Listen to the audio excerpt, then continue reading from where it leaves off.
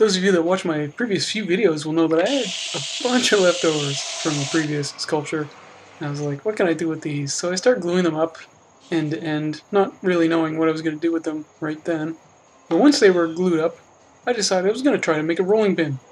Now, I know there's so much work into this thing that no one would be reasonably willing to buy a rolling pin just for the amount of value that is in it. Because the segmented rings had a hole in the middle, I had to cap the ends with a couple of pieces of walnut.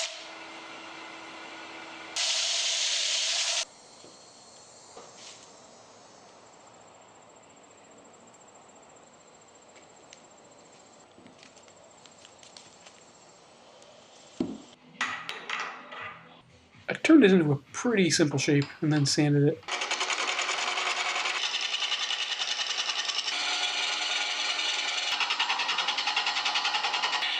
Starbond Adhesives recently reached out to me and offered some of their products for me to try. So I thought this is a good opportunity to try to do a CA finish for the first time. So I watched several YouTube videos about doing a CA finish. I started to put on too much at first, and the paper towel got really hot and literally melted the glove that I was wearing, the nitrile glove. So I was a little more sparing with it after that. Hurricane Dorian was blowing over South Carolina, so it was pretty breezy in the shop that day. That was good because it blew away the fumes from the CA glue. I put on several coats and then sanded it with 320. So I've seen some people get some pretty glassy finishes, and for some reason I just couldn't get a nice finish. Was getting these streaks. I had also bought a buffing jig for my drill a little while ago. I tried using that on it, but it didn't seem to be doing anything. So I kind of gave up on trying to get a polished finish and just sanded off the ends and put a bit of CA on those as well.